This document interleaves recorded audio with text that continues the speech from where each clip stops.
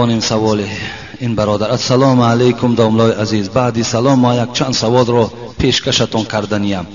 هنگام گوریستان رفتن در سر گوری هر یک والدین ها، یکی پدر و مادر و فرزند و اپا و خواهر و غیره، علاهیده فاتحه میگیری یا اینکه همه را یکی؟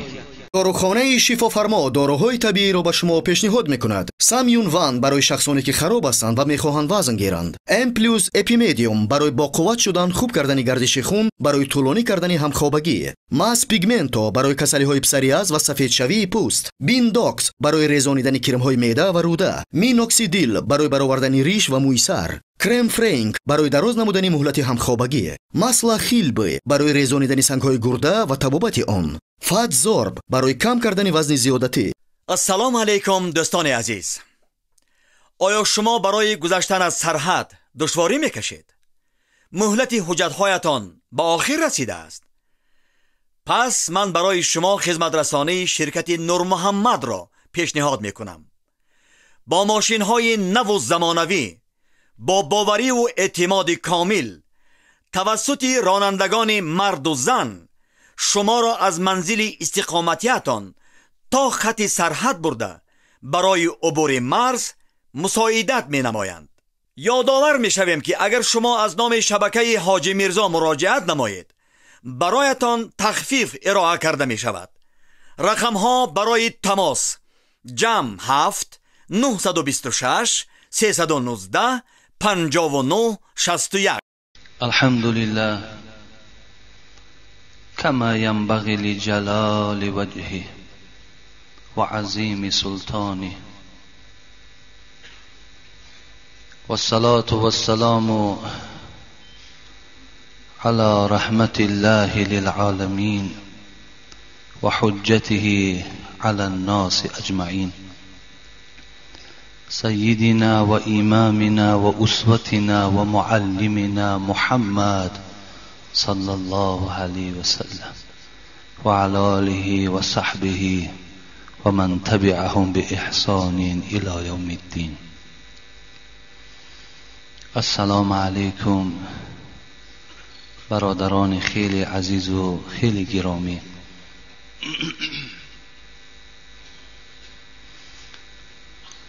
پیش از آنی که یک جای ما با شما دعا کنیم، میخواستم یک حدیثی را از رسول اکرم صلی الله علیه و سلم به گوش شما رسانم و بعدا انشاءالله دعا میکنیم.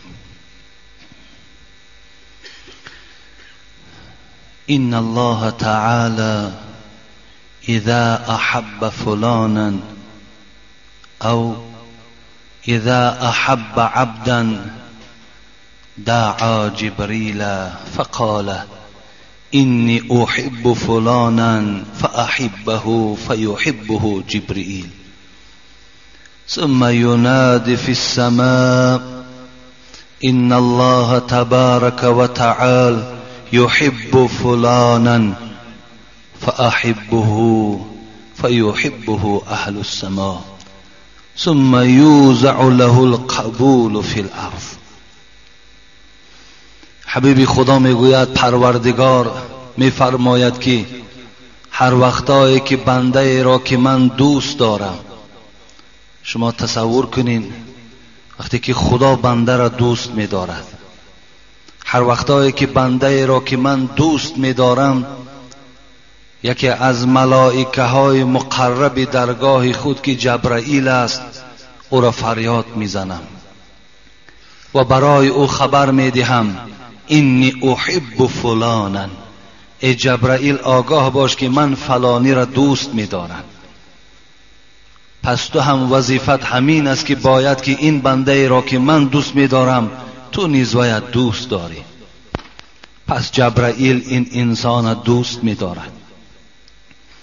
بعد از این جبرائیل در اهل آسمان که این روایت مسلم است، به اهل آسمان که این ملائکه ها هست فریاد میزند ای ملائکه هایی که عدد شما نامعلوم است، یقین دانین که پروردگار فلانی را دوست می‌دارد.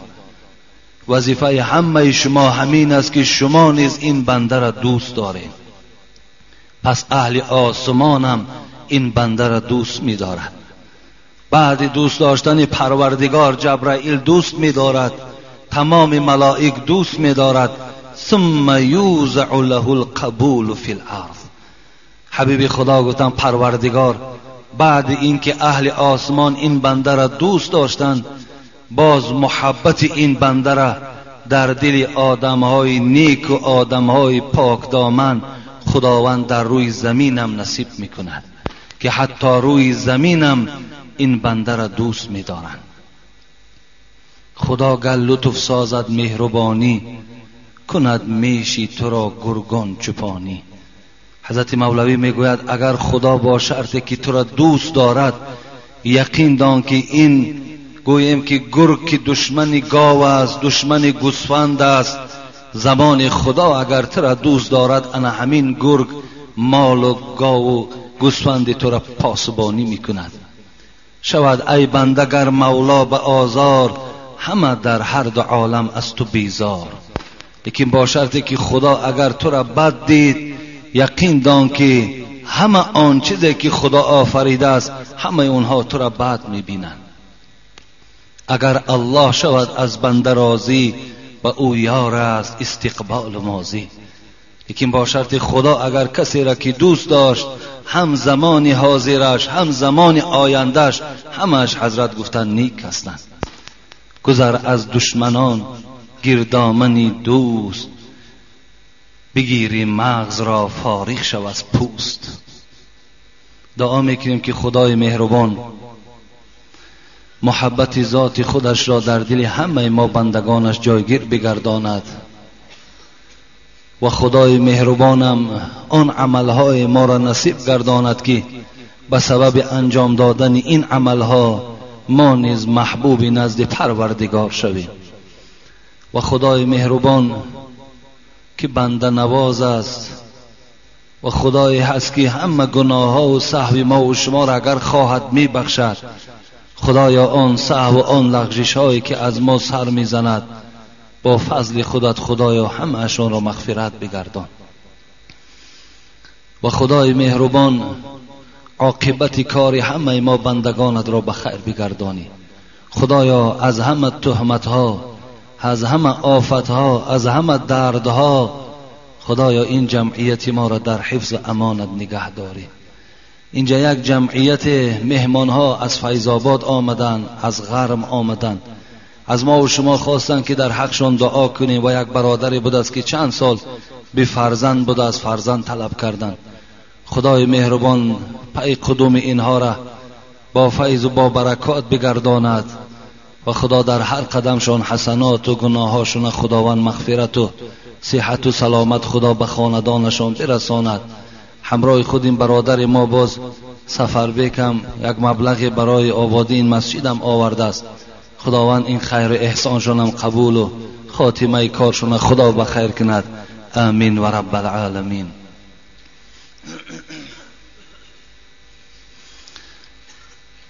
برادرای خیلی عزیز و گرامی،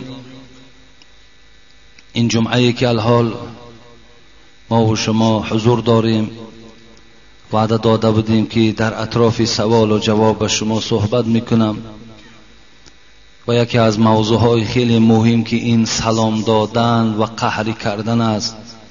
من برای شما وعده داده بودم، لیکن از بس که این موضوع پره تیار نبود و پره حل خودش که نیافته بود، من آن سوالهایی که الحال خیلی مهم در نزد من ایستادن اینها را جواب میگردانم و این باب سلام و باب قهری مخصوص یک جمعه که جمعه آینده مخصوص در اطراف این شاید 1 ساعت مکمل صحبت شود، زیرا خیلی موضوع کلان، خیلی آیت ها و احادیث های زیاد در داخل سلام کردنی که امروز ما و شما میکنیم چگونه باشد، اینا من خواستم یک موضوع خاصه در یک جمعه ما قرار دهیم. الحال دیگر وقتی زیاد نمیگیرم، سوال هایی که وجود دارد در حال همین ها را جواب گویم.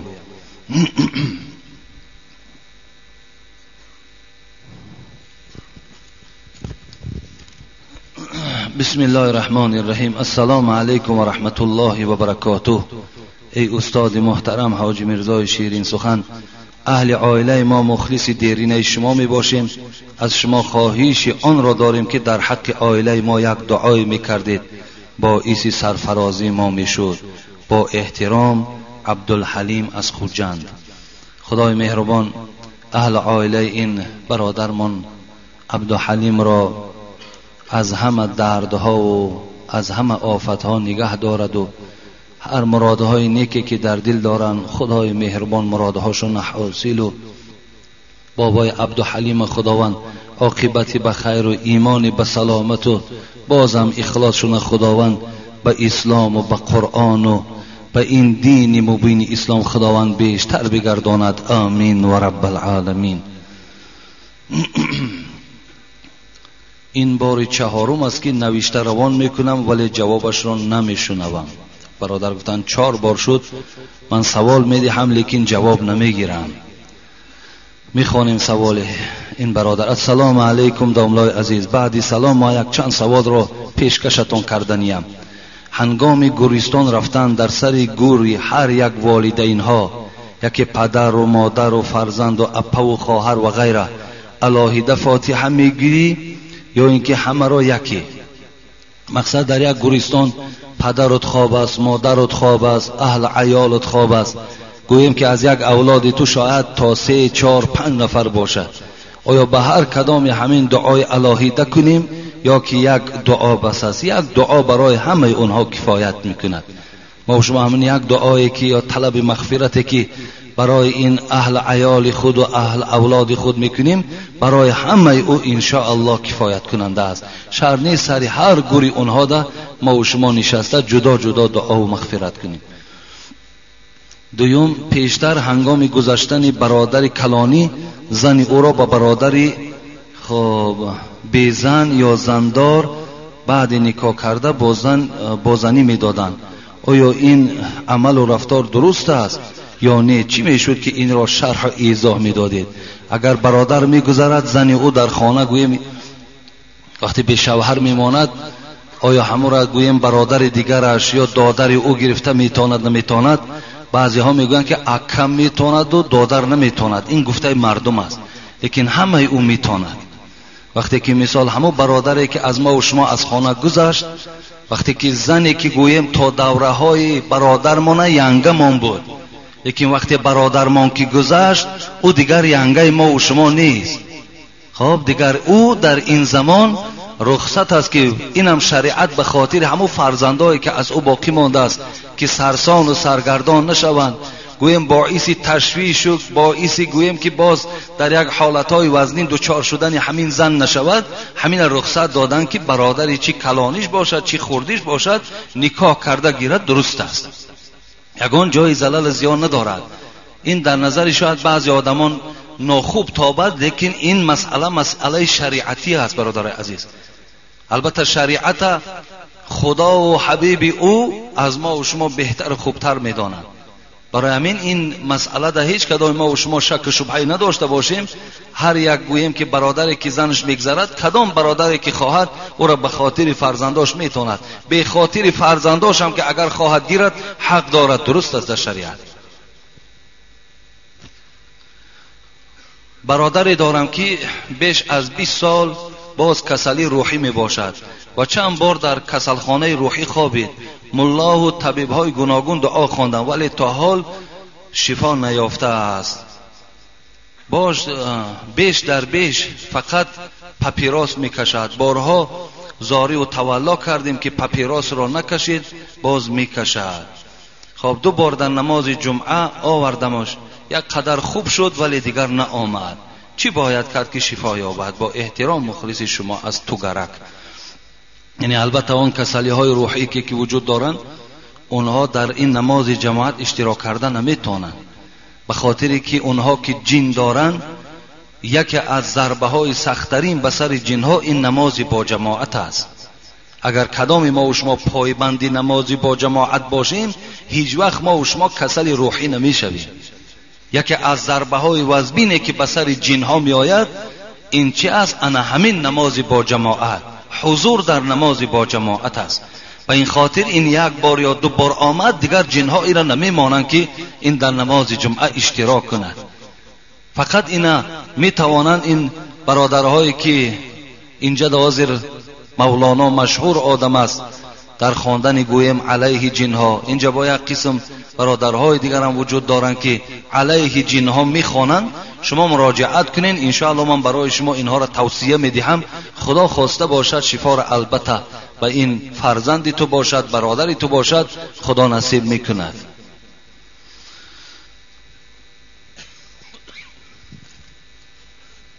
السلام علیکم داملای شیرین زبان، خدا زبان شما را باز هم شیرین تر و برا گرداند. ما یک سوال مصلحت آمیز دارم، التماس همین روز جواب گویید. برای آن که من از راه دور آمدم دیگر آمدن نمیتوانم. ایرا یک مادر جمعه گذشته نویسانده بود است. ما که دیگر گوییم که وقت ها ممکن نشد جوابش نگردانیدیم. خیلی شاید که این مادر الحال نباشد، لیکن جوابش میگردانیم شاید که به گوش ویم رسد. از راه دور آمدم دیگر آمدن نمیتوانم. من مادر 6 فرزند با سببهای زندگی خانه با شوهرم جنجال خوردیم. 1 سال باز قهری و همخوابه نیستیم. شوهرم با من میگوید که نمازهای خوانده تو نزد خدا قبول نیست و اگر از دنیا گذری من که از شما راضی نیستم شما را بی جنازه میگرانم. اگر گپ‌هایش راست باشد من چیکار کنم؟ التماس به من گویید که چیکار کنم. التماس همین روز جواب گویید. با احترام مخلصی دوستدار شما از اوچسکه تاسقلعی کلخازی لیلین. این مادرم آدم دیندار بوده است که گوییم که بعد این قدر جنگ و جنجال باشد پشیمان شده باشد و خواست است که عاقبتش آباد باشد. 1 سال هست که با شوهر خود جنجال دارم، هم خوابه نیستم. خب این شوهر از من راضی نباشد، گوری من چگونه باشد، قیامت من چگونه باشد. گفته از ما مصلحت طلب کردن. برادرای خیلی عزیز و خیلی گرامی، اینجا در سوال ها در این باب خیلی زیاد. من 3-4 سوال فقط مخصوص شکایت مردها از زنها هست که اطراف این برای ما چی مصلحت میدهی.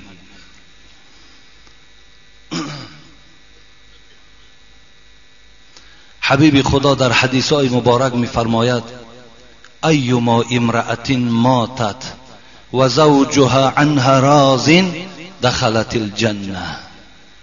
ببین خیلی با دقت باشین. می توانین این سخنها را به مادرها و به زنها و به خواهرها و به ینگه هایی که در خانه دارین رفته رسانین.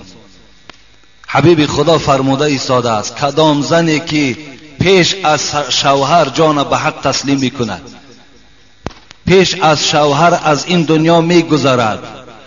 ایما امرأة ماتت و زوجها عنها راض. حبیب خدا می گوید لیکن شوهر این زن از این زن بسیار راضی هست. به تقدیر الهی جان به حق تسلیم کرده است، لیکن شوهر بسیار غمگین است. به خاطر چی غمگین است؟ به خاطری که این زنی بود که زنی گویم فرمان بردار بود، زنی بود که همیشه در خدمت مرد قائم بود، همیشه سخن مرد برای خود گویم که یک قرار یک حکم قرار میداد. با این خاطر این مرد که دوستش می داشت برای رفتن این زن، برای گویم مردن این زن، این شوهر که غمگین است و راضی از این زن است، حبیب خدا گفتن 8 در جنت منتظر این زن است. 8 در جنت. هر دری ببین شما در خانه ها دارین، 4 خانه ها دارین، 5 خانه ها دارین. هر خانه تو اینش از اینش دیگرگون است، اینش از اینش زیباتر است. جنت هم همچنان است. هر دری او به خودش باز کوشک‌های جدا دارد، هر کدام او به خودش خوراک‌های الهیده دارد، هر کدام او به خودش راحت‌های گوناگون دارد. حبیب خدا میگوید همه این درها منتظر همون زنی هست که شوهر از او اگر راضی باشد. لیکن اگر شوهر راضی نباشد چی؟ حبیب خدا گفتن لا تؤذی امرأة زوجها فی الدنیا الا قالت له زوجته من الحور العین لا تؤذیه قاتلك الله. فانما هو عندك دخیل یوشک ان یفارقک الینا.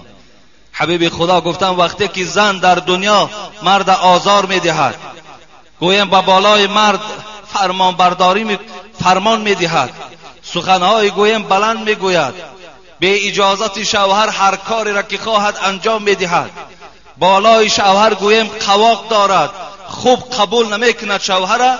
حبیب خدا گفتن که به جانب این زنهای دنیایی آن حورهایی که منتظر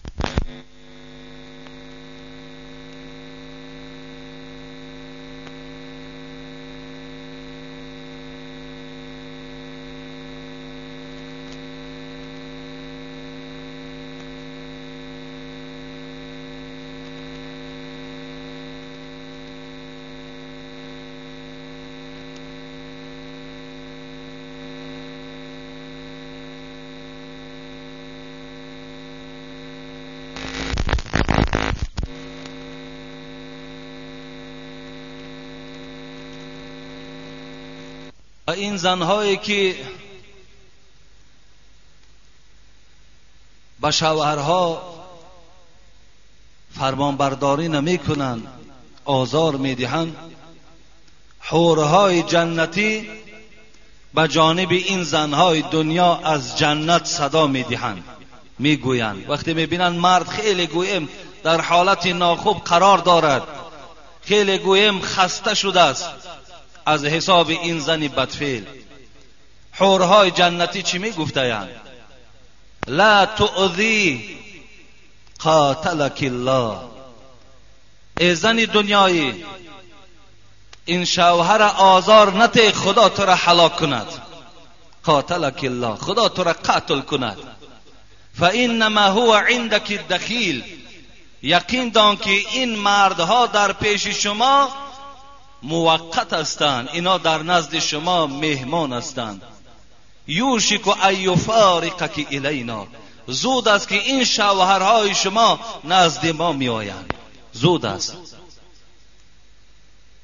این گویم یک ندای، یک فریاد از جانب حورهای جنتی نسبت همون زنهای می شود که در دنیا شوهرها را آزار می دهند. شوهرها از اونا ناراضی هستند، میگوید من از همین زن خود راضی نیستم. وقتی که راضی نباشد والله که تو را عبادت ها دیگر فایدت نمی کند. اگر شبان روزن عبادت داشته باشی، در برابر این اگر شوهر از تو راضی نباشد، حدیث ها و آیت های بیشمار دلیل های وجود دارد که عبادت ها در نزد خدا قدر و قیمت ندارد. لو كنت آمرا احدا ان يسجد لاحد لامرت المرأة ان تسجد لزوجها تعظیما لحقه. حبیب خدا میگوید آدم سجده کردن جایز نیست. ببین ما و شما سبحان ربی الاعلا گفته پیشانی ها ما خدا را سجده میکنیم، انا همین گونه سجده برای آدم جایز نیست. اگر پیش یک آدم کارمان افتاد، یا که گویم که در پیش یک آدم ما و شما یگان مسئله در متهم مانیم، در پیش پای او غلطیدگی آدم تعظیم کرد، این در نزد شریعت حرام است، این جایز نیست. لیکن حبیب خدا میگوید اگر آدم سجده کردن درست میشد، هر آینه امر میکردم اینکه زنها شوهرهاشون سجده کنند، زنها شوهرها را سجده کنند تعظیما لحقه، از حساب بزرگی که خدا این حق بالای شوهرها داده است. افسوس که اگر این مادرای ما چرا پیروی زن حضرت زبیر نمیشوند، این مادرای ما چرا پیروی زن حضرت ایوب نمیشوند که حضرت ایوب بعض روایات تا 14 و تا 16 سال بالای تخت سنگ خواب بود، رحمه عائلش خدمتش میکرد. ببین تا 14 تا 15 ساله حضرت ایوب بالای یک تخت سنگ وجود حضرت حمد درمند رحمه او را خدمت میکرد. امروز من باوری دارم که از حساب بعض زنهایی که گویم که معرفت و خدا ترسی ندارند، شاید یک ماه طاقت نگاه و بین شوهرها نداشته باشند، یک ماه. حالا که باید این گویم که این زنهای جامعه ما و شما پیرو اینها شود تا که آخرت چون آباد شود. حضرت زبیر زنی داشت، اما شما شاید این قصه را شنیده باشین، به نام ام سلیم بود. ام سلیم مادر انس، بسیار زن دیندار بود، بسیار. وقتی که خبر موت شوهر ام سلیم را ابو طلحه شنید، ابو طلحه وقتی که شنید بسیار خرسند شد که شوهر ام سلیم از دنیا گذشت. به خاطر چی خرسند شد؟ به خاطر که ام سلیم بسیار زن آلفته و بسیار زن زیبا و بسیار زن دیندار بود. و ابو طلحه که یکی از مردهای خیلی با دولت بود، در حال گفت من الحال خواستگاری می روم و یقین می دانم که من دولت زیاد دارم، ام سلیم این پیشنهاد مرا رد نمی کند.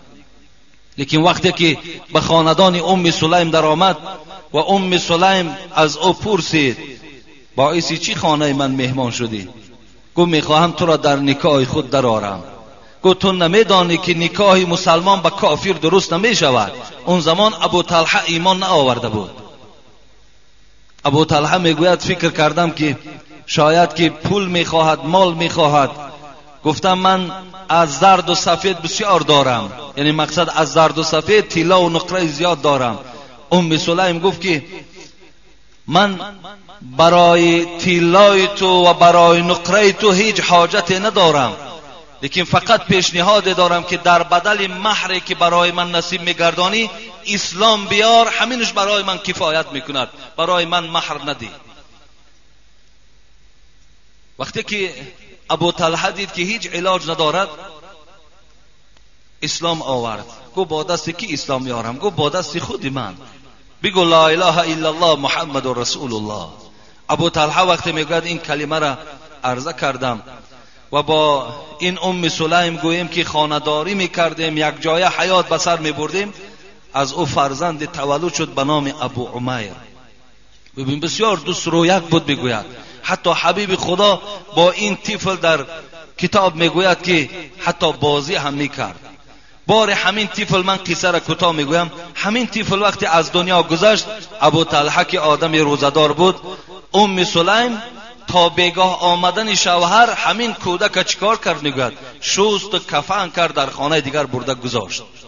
وقتی که ابو طلحه آمد از فرزند پرسید، گفت کمی بیتاب است. گفت کمی بیتاب است، لیکن الحال خیلی حالتش خوب شده گیز. گفت در سرخانه پرتاب میگوید ابو طلحه را از آب و آن چیزی که در خانه داشت همشه آماده کرد، برای او تیار کرد. وقتی خوراک خوردن، شب میگوید همین ام سلیم با همین ابو طلحه باز خانه‌داری کرد. از قسم سحر گفت ای ابو طلحه، گفت اگر یک شخص در نزد ما تو یک چیز را عاریت آمده گذارد، آیا همون چیزی همون پس گرداندن به ما و شما ضرور است؟ پس گفت بله البته، آن چیزی که از دیگر نفر است از حق ما و شما نیست. گفت یقین دان که همون ابو عمیر امشب جان به حق تسلیم کرده بود. حضرت ابو طلحه در حیرت ماندند، آخر چرا مرا خبر نکردی؟ اینقدر ناز و ضیافتی که بهر من کردی، با همراهی من باز خانه‌داری کردی. ام سلیم در جواب گفتند تو روزدار بودی، اگر من این خبر مصیبت به تو میرسانیدم، هر آینه تو از این آب نان نمیخوردی، شاید که در وجود تو یگان خستگی و درماندی پیدا میشد. وقتی که میگوید ابو طلحه این گویم قصه را نزد حبیب خدا گفت، حبیب خدا دست برداشت و گفت خدا در این شبی که شما خانه‌داری کردین خدا فیض نصیب کند. گفته دعا کردن.